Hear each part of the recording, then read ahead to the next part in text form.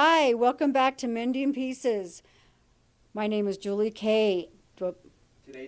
Today's episode is with Marianne Hickman, where we talked about speaking from stages and how you can get your story out there and help others with their mental health situations. There could be 10,000 people out there for your event, and if you reach just one person out there, you are a success. You succeeded in what you're doing. It's not about the monetary values that we get. It's not about what we can take from others, but it's about what we can give, what we can do to help our fellow man. So if you're afraid of getting on stages because you might be judged, you can get past that, because you know what? There's someone out there that needs to hear what you have to say. Your message might just save a life. So take your time, watch the episode, enjoy it, and if you have any comments, feel free to go ahead and put them on there.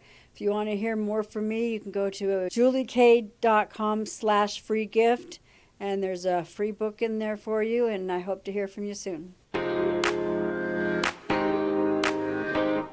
Hi, I'm Juleekay with Mending Pieces, and today we are here with Marianne Hickman, and we're going to find out all about her thriving speaking business and how she can inspire others to come out of their shell and get on those stages. Amen. So, Marianne, what inspired you in the beginning to become a speaker? Well, first of all, I just want to say thank you for having me on your show. I love that you're doing this because I think your message is so necessary, and that's kind of the answer to the question.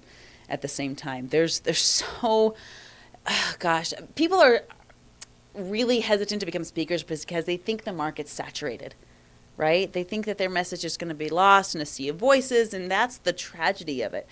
There's, how many movies are on Netflix? Tons. More than I can count, right? No one says, oh, the market's saturated, I shouldn't make any more movies, right? So that's why I'm kind of just nudging people and sometimes pushing a little harder for people to get on stages if they want to and if they believe their message is important, because there are people that Tony Robbins can't reach. There are people that Dean Graziosi can't reach. There are people that, the amazing, Keaton and Cody Sanchez and all these amazing speakers that we know, they can't reach everybody and they can't touch everybody. There are people like you who need to get on stage, whether there's a digital stage like this or a physical stage or sometimes both, because people need to hear from you, and you might be the one that says something that makes it click with somebody else, especially with your message and your podcast and your show.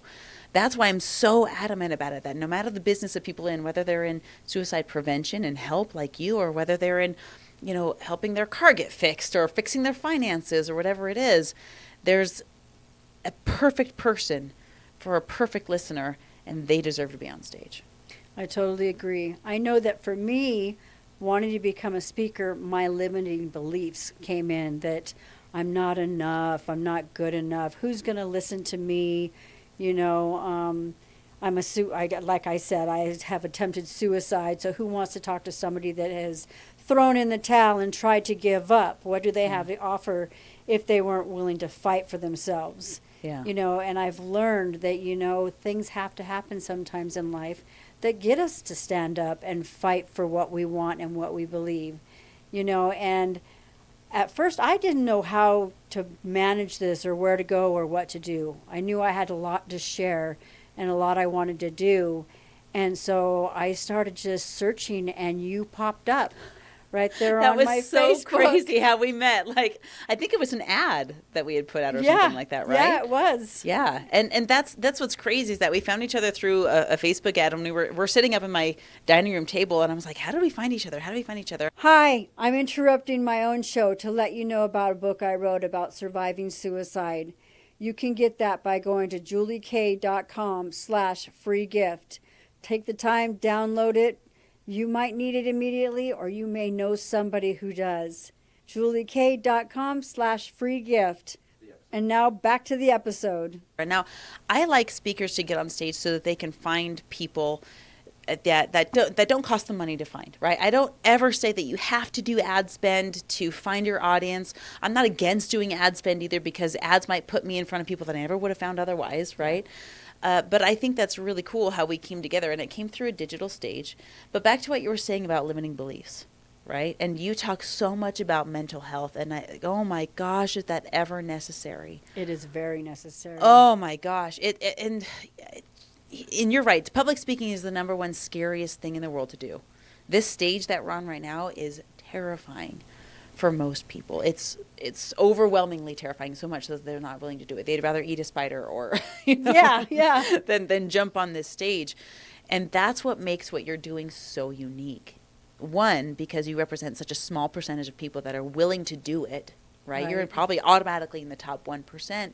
And two, it's exactly what you talked about, this story. Now, it's what's crazy is that we were sitting upstairs next to you and Lisa was saying the opposite, but it created the same limiting belief. She was listening to your story, and she's saying, well, my story's not as, I don't know if dramatic is the right word to use, but as shocking maybe.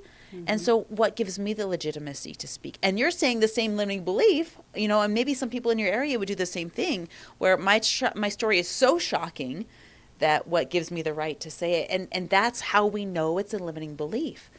Right. It's holding us back. It's limiting us because the story that you have is going to save lives. And that I'm so grateful that you're doing it. And Lisa's story is going to save lives too. Right. And there are so many different ways that we can save people's lives, you know, and people, I really think that people need to look more at what's going on around them. A lot of us are just so sucked up in our own wants and needs and desires that we're not willing to open up, and I'm willing to share whatever I need to share to help someone find their path, and spirituality, God, is a very important thing to me, and he has guided me in so many directions, and he has put it on my heart, to serve others, and he's the one that gave me my purpose. And that's how you know. Yes, right? Because I know that God wants me to, get out there and give back, know, and that's my dream, to share and help as many people as I can. I can't help everybody. I know that. No, and you're not supposed to. And the thing is, if I can just help one person, maybe that one person that I helped will be able to help somebody else down the road. And it can just domino effect, and people can start loving people again instead of being, there is so much greed in this world. It's like, I want to have, I want, and sometimes I get overwhelmed when I do watch social media and everybody's trying to sell everybody this and sell everybody that. And it's not about selling everybody everything. We need to learn to give of our time, give of our heart, and help guide people where we can. Yeah. And that to me is real service. I agree. I've met so many people that live in a transactional relationship. Mm-hmm. It's what can I get out of this? And once the getting is done, the relationship dissolves. And that is tragic to me, and it's not the definition of friendship, and it's very isolating. We were talking just a little bit ago about the agenda of 2020, right? How it was meant to isolate people, how it was meant to separate us and make us feel alone. And I mean, you probably have a front row seat more than I did to what happened as a result of this isolation and feeling like we're alone and feeling like our story doesn't matter. And you were telling me about when you went to visit, was it your mom or mother-in-law? I was working in the nursing home. You're working in the nursing home, and you visited and it didn't work because they kicked you out. So you're like, well, I'll just get a job here. Watch me. Yep, I did too. And you created this connection between a living, breathing person and you that I'm willing to bet you prolong lifespans. Because you're willing to give 30 minutes of your time, the most valuable thing you could offer, not money, not whatever. And there's no, you're not sitting there for 30 minutes with someone in the nursing home so that you can get your ego boosted or that you can close a client or whatever. You're just giving because you know that's what they need. Yeah, they were very lonely, lonely. And that's all they wanted. And, nobody would stop long enough to do it. And I didn't care. You write me up all you want. This isn't my primary job. I'm just here because my stepmom's in here and I want to be able to visit and I want to be able to help these people. Because with no family coming to visit, no nothing, It's devastating. These people were suffering. Yeah. And I mean, I don't know if families realize how much their families were suffering in there, the ones that are still there. To take the time now, get in there, start seeing them a lot, as much as you can, because it goes on. That effect of that loneliness period still exists even after that ended. They still Yeah. feel some of the effects. Yeah. I was when I teach at events, a lot of what I teach is tactical, right? Like the podcast workshop where we're doing this, and we're executing this, and we're checklisting this. But what I really, really, really love to dive into is the mindset of all of it, because none of those tactics matter if your mindset's not in the right place, right? Right. And when I talk on stage, I talk about getting good at limiting beliefs. And when we get good at practicing sadness, it turns into depression. And when we get really good at depression, when we practice this, it gets into expiration of the birth certificate, is the way I refer to it from stage, because the word suicide can be so polarizing. Yep. But the person that I look for in the room when we're live in an event, you can feel it. Oh yeah. I mean, you know this energy. Like you can spot it, and it's the person that is like they're hanging on by their fingernails. And if they don't get seen in that moment, then that's it. In fact, oh my gosh, I just remembered this. I was at an event. And I wasn't even the primary speaker. I was the MC. But I like to do processes in between speakers and just rally the audience, right? There was this event where I do this exercise called The Greatness I See in You. Mm-hmm.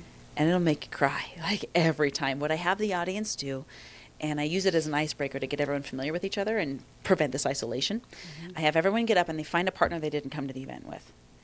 And I have them look into the partner's eyes without saying anything, which, again, most people are terrified to do. They're like, oh, eye contact, how scary. So I make them look at each other without saying anything and just get comfortable.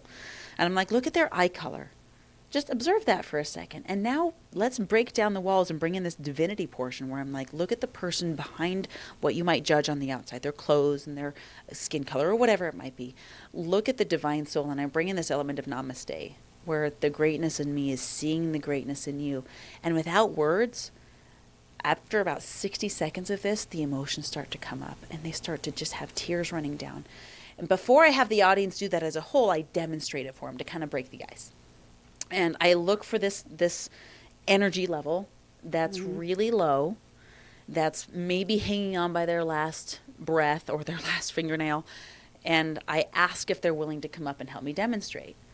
And so I was scanning the audience. We were at the convention center up in Salt Lake, or maybe a hotel. And I found this kid who the body language was really low and slumped.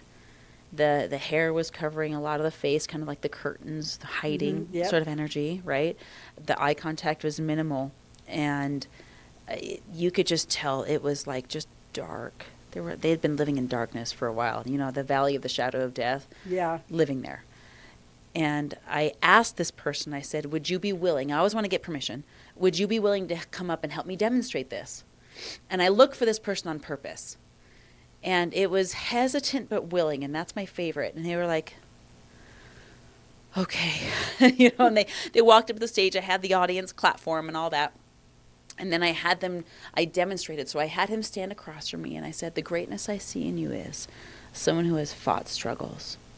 Someone who has seen the darkness, but someone who has just enough wins to keep on going for 3 more seconds. And I shared this, I looked into this kid's eyes. He was probably 16. And I shared the greatness, and then I had him turn around in the audience, applause, and I said, now your turn. Well, what happened was, it was, and the next event, so it was like 3 months later. And I'm at the back of the room, and I'm saying hi to everybody, and I'm helping people check in with their tickets, and this beautiful lady comes up to me, and she said, hi, you don't know who I am. And I was like, hey, you know, I'm usually super high energy, gregarious, but her energy was not low and negative, but it was very somber and penetrating.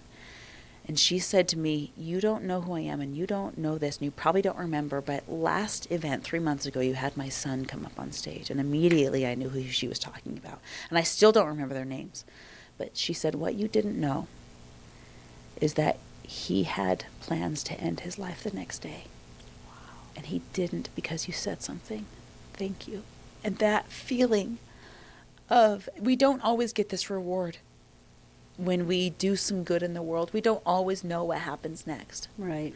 But this was a chance for a mom to come up and thank a perfect stranger because her son's heart was still beating.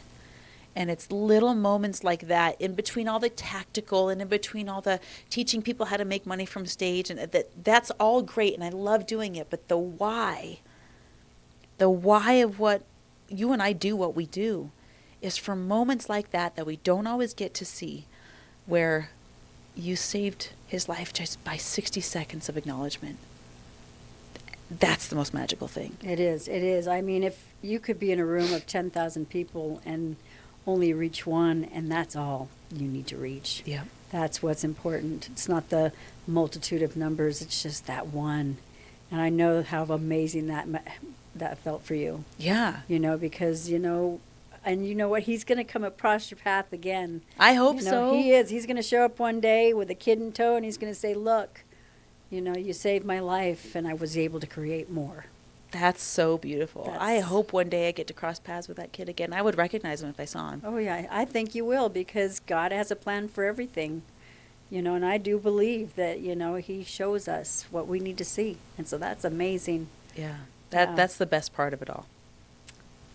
Well, thank you so much for coming on my show today. You were amazing. You know, I really hope that we continue this relationship that we have put together. Me too. And do you have something that you'd like to offer my guests? Oh, sure. Yeah. So if there's anyone that feels like you do and like I did, that their mission is to share their message with the world, tell their story, and maybe even save a life with it, I love, love, love to just help people get on stages. So I have a podcast database of over 750 podcasts that are always looking for guests, and it is one of the best ways to talk about what you do, talk about what you love, and maybe find your next client. Who knows? But it's the best way to share your story, change lives that you'll never maybe see, and maybe one day you will see those lives, and maybe one day you will get the things, but there's a measure of fulfillment that comes from getting on stage and blessing lives. So I've got a database of over 750 podcasts. If you go to mariannehickman.com/database, you can download it, you can apply to shows, it's all free, and I just want here's the why I do it. Here's the mission that I have. My mission is to find the best people of this world with the best hearts and make them crazy wealthy so they can do what they love to do and put the money on this planet where it needs to go. So that's what my mission is, and that's why I do what I do. Awesome. Thank you Yeah. once again for coming on. And we hope to see you again in our next episode. Have a great day. And just remember, always reach out to others. You never know who you're going to help. Thank you, Julie. You're welcome.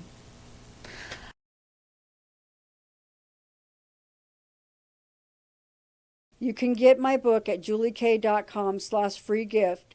And remember to subscribe. All the descriptions from everything else that was offered in this episode is in the... Thank you for watching, and I hope to see you soon.